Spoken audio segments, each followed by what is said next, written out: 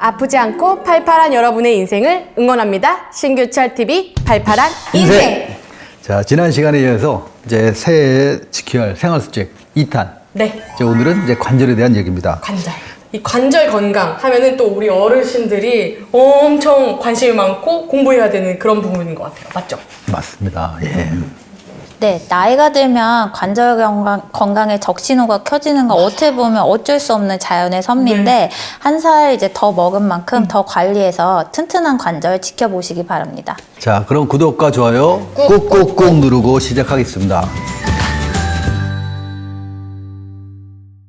자, 그러면은 관절 건강을 위해서 지켜야 할 첫 번째 수칙 네. 뭐가 있을까요? 뭔가요? 네, 바로 적정 체중 유지하기입니다. 질문이 너무 어려운 거예요. 어렵죠. 네. 예. 아니 저번 주에는 그래도 쉬운 걸로 했는데 이번에는 처음부터 너무 어려운 게 나왔어요. 다이어트. 다리가 아파요, 무릎이 갑자기 아파요 하면은 체중부터 줄이세요라는 말을 좀 들었거든요. 근데 이 체중이 관절과 어떠한 관계가 있는지 정말 영향이 있어요? 네, 체중은 특히 이제 관절 중에서 무릎 관절과 많은 영향이 있는데요. 이제 무릎 관절은 우리가 걷거나 서 있을 때 바로 이제 느낌이 오시겠지만 몸무게를 지지해주는 굉장히 중요한 신체 부위 중에 하나예요. 그래서 일반적으로 서 있거나 걸을 때 우리 무릎이 체중의 그 6배 이상에 달하는 힘이 가해지게 되거든요. 근데 이 상태에서 체중이 이제 1kg 늘 때마다 무릎에 가해지는 압력은 그 1kg의 4배, 약간 4kg 정도가 추가적으로 늘어나게 돼요. 그러니까 이렇게 계속 지속적으로 높아진 그 체중 때문에 높은 압력을 받으면 이제 무릎 주변 연골이 마모되고 빠르게 손상돼서 우리 퇴행성 관절염을 유발할 수가 있어요. 그리고 이제 미국 그 정형외과 학회에서 발표한 무릎 관절염 치료 가이드라인에 보면은 이제 우리 그 BMI가 25 이상이면 과체중이라고 보통 정의를 하는데 그렇게 체중이 높으신 분들은 우선 1번으로 다이어트랑 이제 운동을 통해서 먼저 체중의 5%를 빼도록 권고하고 있을 정도로 이제 체중이 많이 나가면 우선 적정 체중을 유지하는 게 관절 건강에 매우 중요하거든요. 5%. 그런 5%라면은 꽤 힘든데.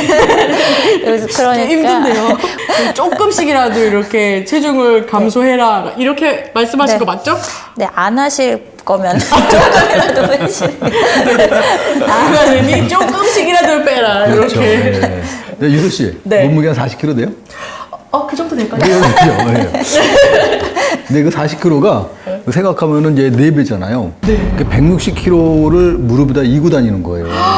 네. 그러니까 사실 굉장히 무릎에 무리가 무리가 많이 되겠네요. 가는 거죠. 뛰거나 뭐 점프거나 그러면 훨씬 그보다 더 많아져요. 그죠.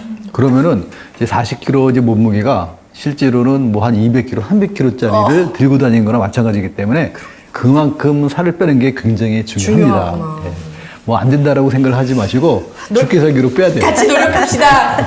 사실 살 빼기 굉장히 힘들잖아요. 네. 이제 그런데 이 두 번째 수칙을 잘 지키면 살도 쉽게 빠져요. 뭔데요? 박사님 알려주세요. 네, 김성인 원장님이 알려주세요 원장님. 두 번째 수칙. 두 번째 주 바로 저염식학입니다. 저염식. 네. 이것도 전 너무 어려운데요. 아니 맛있는 건 다 맵고 짜고 달아요. 근데 이게 또 다 아는 맛인데 이걸 끊을 수가 없어. 그럼 다이어트를 못해. 이거 너무 어려워요. 네. 너무 어려운데 짜게 먹는 게 살에도 안 좋은 것뿐만 아니라 이 관절 건강에도 안 좋아요. 네, 이제 짜게 먹는 게 우리 뭐 고혈압이나 그런 비슷한 심혈관 질환을 유발할 수 있다는 건 이제 너무 유명해서 많이들 아실 텐데요. 알긴 하는데. 네. 이뿐만 아니라 이게 왜 관절에도 안 좋은지 말씀드리면 이제 나트륨이 몸 안에 많아지면 소변으로 배설될 때 칼슘도 같이 빠져나가게 되는데 그렇게 칼슘이 자꾸 빠져나가다 보면 우리 이제 혈중의 칼슘 농도를 유지하기 위해서 우리 몸의 뼈에서 이제 칼슘을 이렇게 빼내서 골밀도가 낮아지는 현상이 나타나게 되거든요. 그러니까 이제 뼈가 약해지게 되고 관절 건강에 매우 해롭게 됩니다. 특히 이제 원래 뼈가 약하신 폐경기 여성의 경우에는 나트륨을 50%가량 더 섭취하게 되면은 골절 위험이 4배로 높아진다는 그런 연구도 있어요. 그렇기 때문에 예, 너무 짜게 먹지 않고 저염식을 유지하는 게 특히 어르신분들 같은 경우에 튼튼한 뼈를 유지하는 데 매우 중요하다고 할 수 있습니다. 저는 새해 목표 하나 더 세워야겠네요. 이 저염식을 한번 도전은 해봐야겠네요. 맞아요. 칼슘 수치가 낮은데 이유가 저는 이제 아기를 낳아서 그런 줄 알고 제가 이렇게 미뤄왔는데 그건 아닌 것 같아요. 이 저염을 안 해서 그런 것 같기도 맞아요. 하네요. 이 칼슘이 그 나트륨 짠 게 그러니까 이상하게 중독성이 있어가지고 그쵸. 그게 없으면 밥맛이 없어요. 그냥 먹는 것 같지도 않아요. 그래서 참 굉장히 어렵긴 한데 이제 그래도 사실 우리나라에서 이제 충격적으로 그러니까 보통 우리나라 사람들은 그러니까 WHO에서 권장하는 그 소금량의 2배 정도를 섭취를 한대요. 그만큼 많이 먹는 거죠. 그렇구나. 우리가 이제 먹는 거를 보면은 뭐 김치, 그쵸. 뭐 짜잖아요. 된장찌개, 뭐 짜죠. 간장, 짜죠. 전부 다 짠 음식이에요. 다 짜네요. 또 그냥 먹는 게 아니라 그냥 밥까지 쓱쓱 비벼가지고 그렇죠. 비벼 먹어야죠, 또. 끝까지 다 먹고. 근데 이런 것들이 사실 몸에 이런 이제 소금량을 이제 늘리는 이제 그런 안 좋은 습관이거든요. 그러네요. 그러니까 이런 것들을 이제 피하셔야 되겠고 또 그런데 또 이렇게 그 소금을 또 피하는 것도 있지만 또 예를 들어서 뭐 해초류라든지 아니면은 뭐 마늘, 뭐 배추 이런 것들을 같이 먹으면 이런 것들은 또 소변 쪽으로 이제 이런 소금 성분이 많이 빠진대요. 오. 그러니까 그런 음식들을 같이 드시게 되면은 이제 같은 양을 먹고도 훨씬 적게 먹는 그런 효과를 그런 누리게 방법도 되니까 있네요. 예 그런 것도 있기 때문에 이제 그런 것도 생각을 해보시면 좋겠고 이제 무조건 칼슘 많이 먹고 좋다고 생각을 하잖아요. 네. 근데 칼슘을 많이 먹더라도 이제 그런 것들을 뼈 속에 집어넣는 이제 그런 요소가 있어요. 이제 그게 바로 비타민인데 이제 그런 거를 같이 드셔야만 훨씬 더 이제 효율이 높거든요. 그래서 이제 항상 우유를 드시거나 그러면은 이제 칼슘을 높이기 위해서는 이제 비타민 D도 같이 드시고 또 이제 드시는 것도 중요하지만 우리가 지난번에 말씀드렸던 것처럼 그 햇볕을 통해서 이제 비타민 D를 얻을 수가 있기 때문에 이제 비타민 D를 체내에 많이 늘릴 수 있는 이제 그런 방법들을 같이 이용하는 것도 좋을 것 같아요. 저희 엄마를 봐도 반찬을 저희가 가지고 오면 짜요. 이게 간이 더 세져요. 그럼 본인은 안 짜대. 근데 이게 저희 엄마뿐만 아니라 제 친구 엄마도 그렇고 제 남편 뭐 친구 엄마도 그렇고 다 모든 어르신들이 간이 좀 세지신데 이걸 지킬 수 있으실까요? 맞아요. 기본적으로 이제 그 식습관을 바꾼다는 건 정말 힘든데요. 네. 그럼 우선은 한 일주일 정도 목표로 하셔서 일주일만 좀 꾹 참고 내가 싱겁게 먹어본다 이렇게 목표를 잡고 한번 해보시면 이게 또 거기 미각이 이제 싱거운 그 상태가 유지되면은 굉장히 짠 음식에 예민해져서 그래서 의외로 또 쉽게 이렇게 정착하시게 될 수도 있어요. 그래서 그렇게 해보시고요. 그래도 어려우시면 초반에는 일주일에 하루는 그냥 평소처럼 먹는다 생각하시고 이제 나머지 6일은 조금 덜 짜게 먹는다 이런 식으로 하시면서 차차 적응해 가시는 것도 도움 많이 되실 것 같습니다. 아, 맞아요. 참. 그 음식을 이제 조절한다는 건 참 쉬운 일이 아니에요. 정말 힘들어요. 네. 근데 다음은 굉장히 쉬운 겁니다. 세 번째. 뭐가 있을까요? 특히 정말 한국, 쉬워야 돼요. 한국 사람들한테 제일 필요한 생활 습관. 바닥에 앉지 말기. 그것도 어려운데요, 사실. 저희가 바닥에 앉지 말라고 하는 거는 좀 어렵지 않아요? 그래도 앞에 의지하면 나온 되죠. 거보다는 쉽지 않으세요? 네. 저는 좀 의식이 드는 게 쪼그려 앉는 게 그렇게 관절에 안 좋은가? 이런 생각도 하거든요. 근데 정말 안 좋아요? 네, 맞습니다. 이제 새해를 맞아서 앞에 있는 것보다 쉽기도 하고 그러니까 꼭 바꾸셔야 될 아주 중요한 습관인데요. 자식 생활을 하게 되면 이제 무릎을 많이 구부리게 네, 되잖아요. 그런 자세를 하게 되면 이게 무릎 관절 속의 압력을 굉장히 높이게 되고 내 무게를 지탱하니까. 많이 구부리게 되니까 그리고 무릎 주변 근육이랑 인대의 긴장을 높여서 또 연골이 그런 복합작용으로 미세 손상을 발생시키고 축적되면서 이제 퇴행성 관절염으로 이어지기가 쉬워요.